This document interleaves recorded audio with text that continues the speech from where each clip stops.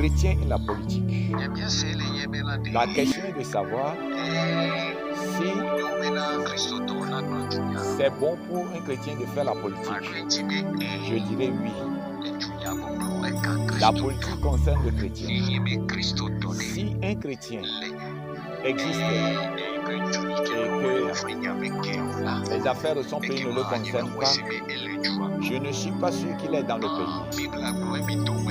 La Bible a dit premièrement, priez pour le pays dans lequel vous vivez, et lorsqu'il y aura la paix, vous puissiez vivre et adorer votre Dieu.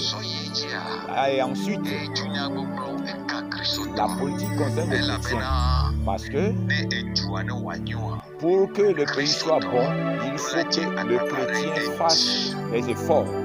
Nous verrons que le chrétien, tout chrétien qui connaît la parole de Dieu et qui le comprend, ne peut être celui qui sera contre le gouvernement ou bien ne peut s'opposer au gouvernement contre ceux qui s'opposent au gouvernement. Parce que la Bible nous fait savoir que toute autorité vient de Dieu. Et la Bible nous demande de nous soumettre à toute autorité. La Bible dit Dieu seul détient le pouvoir d'établir le pouvoir ou de le renverser. Parce que c'est lui seul qui renverse les temps et les moments.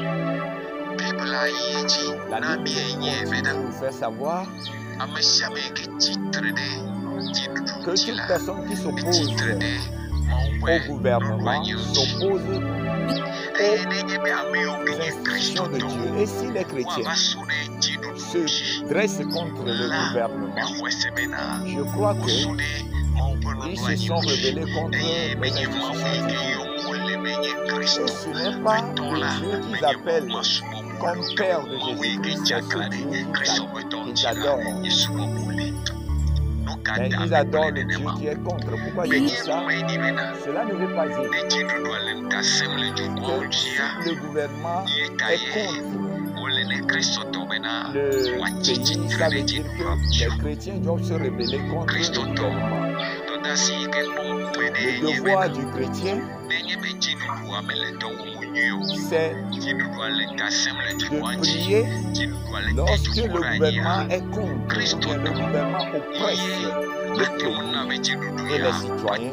C'est le chrétien qui peut détruire les mentalités du gouvernement à partir des prières, à partir de la stratégie par laquelle le chrétien doit faire la politique. Et sa manière de faire la politique, c'est inviter le peuple, inviter les frères chrétiens pour prier. Parce que s'il prie, Dieu peut faire quelque chose. Dieu a dit, le cœur des rois est entre ma main comme un ruisseau, et je le tourne vers où je veux. Si le gouvernement est institué par Dieu, et il arrive que le gouvernement est contre Dieu, et que les citoyens voient que le gouvernement ne fait pas ce que Dieu veut, il faut que la population ou les chrétiens qui se trouvent dans ce pays se tournent contre Dieu qui a établi ce gouvernement pour nous dire Dieu, le gouvernement que tu nous as établi, regarde comment il nous dirige. Papa, nous voulons que tu le fasses comme ça, comme ça. Et comme le gouvernement est entre les mains de Dieu, alors Dieu peut changer les situations et c'est lui qui a le pouvoir, il peut le faire. Et il a dit que le cœur des rois est entre ses mains comme un ruisseau, il peut le tourner où il le veut. Si les chrétiens, les adorateurs de Dieu, ceux qui craignent Dieu, craignent Dieu vraiment, ils ne vont pas se rebeller contre le gouvernement, mais ils vont invoquer leur Dieu et lui demander Dieu intervient. Et comme le gouvernement est entre les mains de Dieu, il saura comment tourner le cœur du gouvernement vers le peuple. Et là, les gens féliciteront les chrétiens que vous avez un vrai Dieu. Les chrétiens ne doivent pas se tenir parmi la foule pour manifester, pour faire ceci et cela. Alors, si les chrétiens le font, ça veut dire que ces chrétiens ne connaissent pas leur Dieu. Et si le sang doit se verser, ça va se verser. S'il doit avoir le mal, ça va se faire. Parce que le gouvernement est sous une puissance, est sous la puissance de Dieu. La Bible nous dit, nous devons nous soumettre à ceux qui sont les autorités, ceux qui sont nos devanciers, ceux qui règnent sur nous, qui ont une autorité sur nous, comme autorité ou bien gouvernement, nous devons nous soumettre à eux. Ce n'est pas seulement à ceux qui sont bons et à tous ceux-là, même qui sont mauvais, nous devons nous soumettre à eux et avec crainte et tremblement, comme si c'est à Dieu nous le faisons. Alors le chrétien dit, oui, la parole de Dieu, il connaît le Dieu qui l'adore. Ce n'est pas un Dieu qui verse le sang. Il ne peut pas aider la population à manifester, à se rebeller contre le gouvernement afin que la population et les chrétiens puissent se trouver dans le malheur. Et s'ils meurent, ils disent qu'ils vont au paradis. C'est faux, ils iront en enfer. Si un croyant m'écoute, si un croyant me voit, je voudrais donner un exemple. Le Dieu que nous appelons, le Dieu que nous adorons, pour qu'il nous sauve, pour qu'il nous donne la paix dans ces pays dans lesquels nous vivons. Ces pays où il n'y a pas la paix, il y a tout ce que nous voulons. Là où il y a le mal, nous n'allons pas nous rebeller. Dieu est à nos côtés. Dieu est avec nous. Dieu nous écoute pour que les enfants disent quelque chose. Nous verrons que Jésus était dans la barque avec ses disciples. Et il y a une grande tempête qui a commencé. Au moment de la tempête, nous avons vu que les enfants, les disciples se sont levés. Et Jésus faisait semblant de dormir. La Bible dit que notre Dieu ne dort ni ne somnole. Les disciples regardaient Jésus, mais eux-mêmes ont commencé par racler l'eau. Et ils le faisaient, plus ils le faisaient, la barque s'enfonçait, jusqu'au moment où leur pensée leur a dit, non, là, maintenant, voilà que notre Seigneur aussi, il est noyé, mais il ne dit rien. Et ils se sont rappelés. Et je veux que nous, les chrétiens, nous, les enfants du peuple, nous puissions nous rappeler de notre Dieu.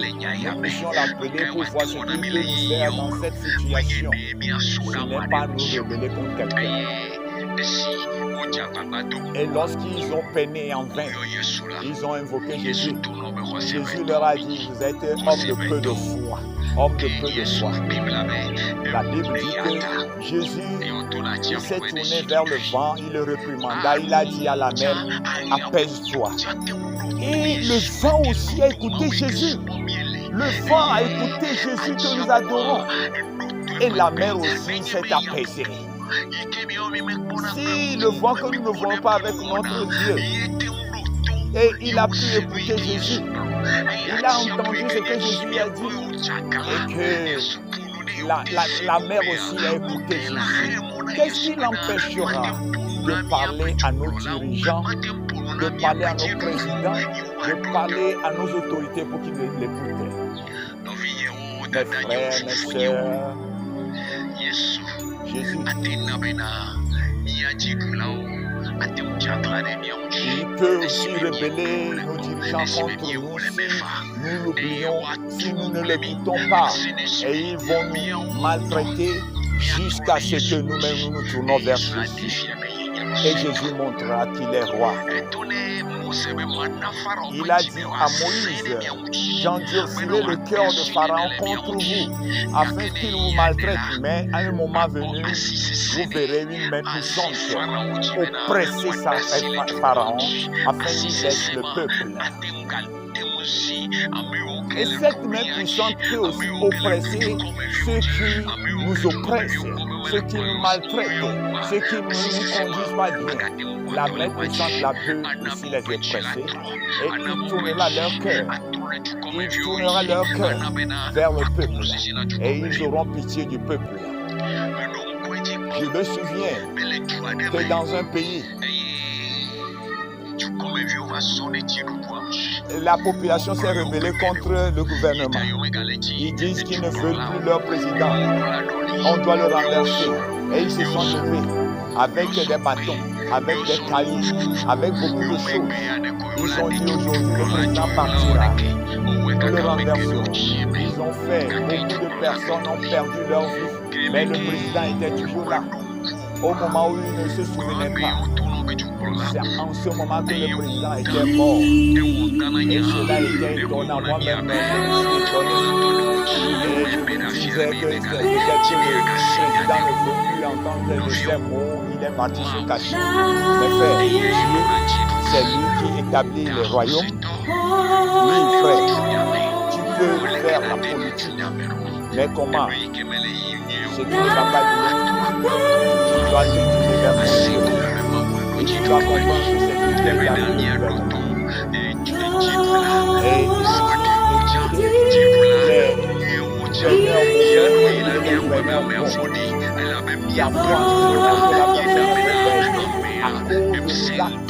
la personne peut être mauvaise. C'est à cause de l'acte qu'il est devenu mauvais. Et si nous changeons de comportement, nous allons voir que cette personne deviendra bonne. Et si c'est Dieu qui établit, Dieu ne l'enlève pas, personne ne peut l'enlever. Que Dieu vous bénisse. Que Dieu vous bénisse. Et mes chers frères, les visions, je m'écris devant Dieu, je ne connais pas plus de personnes, mais c'est Dieu qui m'a donné ce que et je crois que personne ne m'a jamais vu ce panel et je suis venu faire quelque chose. C'est ma première fois que je l'ai. Et que cette parole arrive vers toi, partage-le avec quelqu'un, afin que dans ce pays, que nous soyons conscientisés de la vérité, afin que la persécution de cette terre arrive.